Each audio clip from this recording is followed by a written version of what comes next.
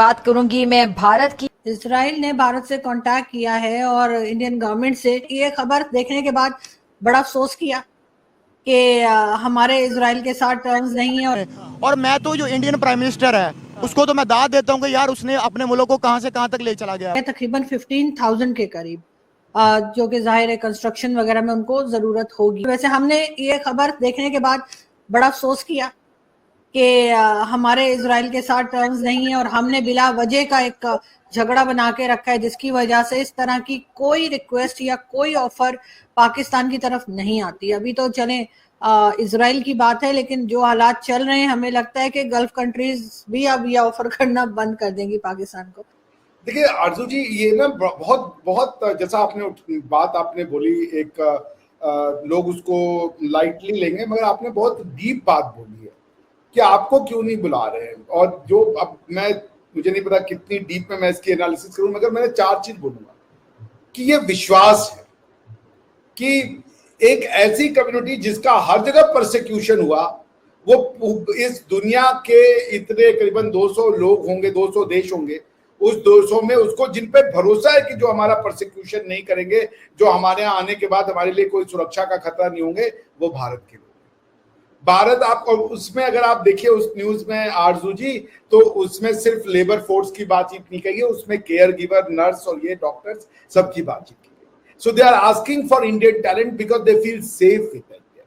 Why do they feel safe with Indian? Arzoo ji, question ये है कि हमारा आपका तो खून एक है, खमीर एक है, लेकिन आप वाले जो इंडियन, जो पाकिस्तानी बन चुके हैं, वो क्यों दुनिया के लिए खतरा बन चुके हैं? सोचिए, इसका डीप मीनिंग सोचिए। This shows the credibility of the people of India. सारी दुनिया आंख बंद करके भारतीयों पर ट्रस्ट करती है, तो यही है उसको, आप यही मैं समझता हूँ। लेकिन आपके ख्याल से इसमें भारत की जो गवर्नमेंट है उसकी कितनी एफर्ट्स हैं जिसकी वजह से आज ये हुआ है कि ना सिर्फ ये कि गल्फ कंट्रीज बल्कि इजराइल और कई दूसरी यूरोपियन कंट्रीज में भी जो है वो इंडियन वर्कर्स की या इंडियंस की जो कि डिफरेंट फील्ड में काम कर रहे हैं उनकी डिमांड बढ़ गई है। बिल्कुल मोदी जी, देखिए मैंने तो कहा पहले तो इंडियंस ने ऑलरेडी दुनिया भर में अपने आप को प्रूव कर रखा है। एक कॉमेडी स्टैंड अप कॉमेडियन है, मैं उनका देख रहा था, फ्लफी नाम है उनका, कभी होगा तो मैं आपको भेजूंगा। फ्लफी ने एक बार कहा था कि आप किस इंडियन कोई क्राइम कभी नहीं सकते, इतने सॉफ्ट और स्वीट होते हैं ये दुनिया में क्राइम नहीं कमिट कर सकते। हमारा इमेज ये है, आपका इमेज अगर टेररिज्म का बन गया तो हमारा इमेज बन गया कि इंडियंस और क्राइम कमिट ही नहीं कर सकते। ये सीधे साधे हैं, ये पढ़ने लिखने वाले हैं, ये मैथ्स में बड़े तेज होते हैं, ये फिजिक्स में बड़े तेज होते हैं, ये टॉप मोस्ट जॉब ले लेंगे आपकी। ये है, आप इंडियंस के घर में अगर इंडियन आपका पड़ोसी है तो आपको कोई दिक्कत नहीं होगी, आप घोड़े बेच करके सोच सकती हैं कि ये कोई परेशानी क्रिएट करेगा।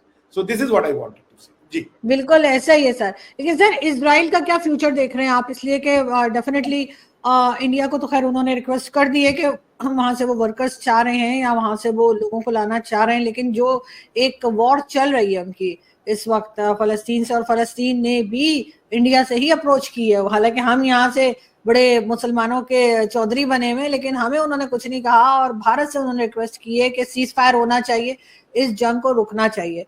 क्या भारत इसमें रोल प्ले कर सकता है और क्या इजराइल आपको लगता है कि अब वो तैयार है इस वॉर को रोकने में? देखिए, जो मुझे ऐसा लगता है कि एटलीस्ट पैलेस्टीन में तो है ये रिक्वायरमेंट, क्योंकि उनके प्रधानमंत्री ने भी कहा और उनके जो एनवॉय हैं उन्होंने भी इंडिया में कहा, इंडिया की सरजमीन पे खड़े होकर के कहा, भारतवर्ष से उन्होंने रिक्वेस्ट की कि अगर कोई करवा सकता है तो वो सिर्फ मोदी जी हैं। उन्होंने कहा आप इंटरनेशनल कॉन्फ्रेंस कराइए, आप जो कहेंगे हम मानने को तैयार है। उन्होंने एक फॉर्मूला ये दिया कि जो 1967 की टेरिटरी है वहां तक रोक दिया जाए और ईस्ट जेरूशलम को हमारा कैपिटल बना दिया जाए। ऐसे करके पहले 2 स्टेट सोल्यूशन वो दे रहे थे, तो वो उनका एक पॉइंट है। Of course India can mediate, India can not provide solution, India can suggest few, but ultimately it is for the parties to accept it और रिजेक्ट इट। सारी दुनिया से हम परेशान चल रही है, लेकिन इंडिया के ऊपर जो है, चाहे इस्लामिक कंट्रीज हो चाहे इसराइल हो, सबकी नजर इस टाइम इंडिया पे है। देखिए जी, इंडिया की सबसे पहले जो फॉरेन पॉलिसी है उसकी दाद देनी पड़ेगी कि उन्होंने जंग का मौका हो या सुलह का मौका हो, वो अपने लिए ऐसी ऑप्शंस बनाते हैं जिससे उनको फायदा होता है।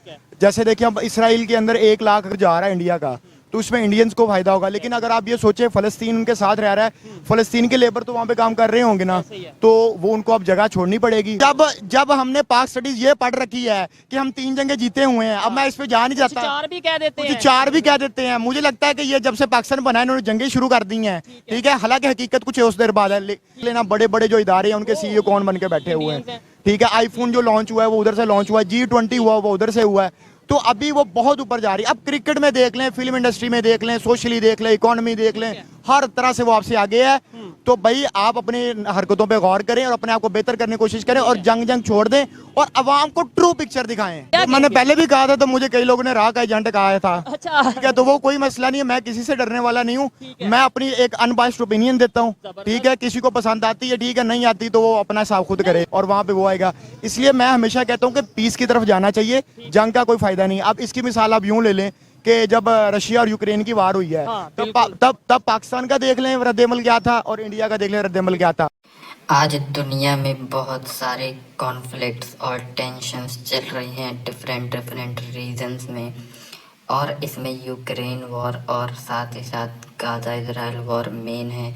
और इस दौरान इजराइल के अंदर बहुत सारे जो लोग हैं उनको समन किया गया मिलिट्री सर्विसेज के लिए, क्योंकि इजराइल की आबादी बहुत ही कम है, इसलिए वहाँ के आम नागरिकों को भी मिलिट्री ट्रेनिंग दी जाती है और ज़रूरत के वक्त उन्हें मिलिट्री ड्यूटी के लिए बुलाया जाता है। तो ऐसे में वहाँ पर जो मैन पावर है वो बहुत ही कम हो गई, जिसकी वजह से जो उनकी इकोनॉमी है उस पर असर पड़ने लगा। इसीलिए इजराइल ने यह फैसला किया है कि वो इंडियन वर्कर्स बुलाएंगे इंडिया से, और उन्होंने सिर्फ इंडिया को चूज़ किया है। इसका बहुत बड़ा रीज़न ये है क्योंकि दुनिया भर में इंडियंस ने पिछले कुछ दशकों में बहुत ज़्यादा नाम कमाया है। इंडियंस हमेशा प्रोग्रेसिव रहते हैं, उनका कंडक्ट बहुत ही अच्छा माना जाता है। और अगर बात करें यूनाइटेड स्टेट्स की, तो वहाँ पर बहुत ही बड़ी कंपनीज़ के जो सीईओज़ हैं वो भी इंडियंस ही हैं, और उन्होंने उन कंपनीज़ को एक नई ऊंचाई पर पहुंचाया है। इसीलिए दुनिया भर में जो इंडियंस हैं उनकी मांग बढ़ गई है, फिर वो किसी भी काम के लिए। इसी वजह से इजराइल ने पूरी दुनिया में से सिर्फ भारत को चूज़ किया है यहाँ से मैन पावर बुलाने के लिए। और इसका एक मेन रीज़न ये भी है कि दुनिया के बहुत सारे देश ऐसे हैं, स्पेशली जो इस्लामिक कंट्रीज़ हैं, वो इजराइल को पसंद नहीं करते। अगर उधर से वो मैन पावर बुलाते हैं तो उनके लिए एक सिक्योरिटी थ्रेट भी खड़ा होगा, जो इजराइल कभी नहीं चाहेगा। इस पर पाकिस्तानी मीडिया का कहना है कि एक तरफ इंडियंस की ऐसी इमेज बन गई है कि पूरी दुनिया ही उनके साथ काम करना चाहते हैं, वहीं दूसरी तरफ हमारी जो इमेज है वो ऐसी बनी है कि पाकिस्तानी जहां भी जाते हैं हमेशा बुरा काम ही करते हैं, हमेशा क्राइम में इन्वॉल्व हो जाते हैं और अपने देश का नाम फर्दर डुबा देते हैं।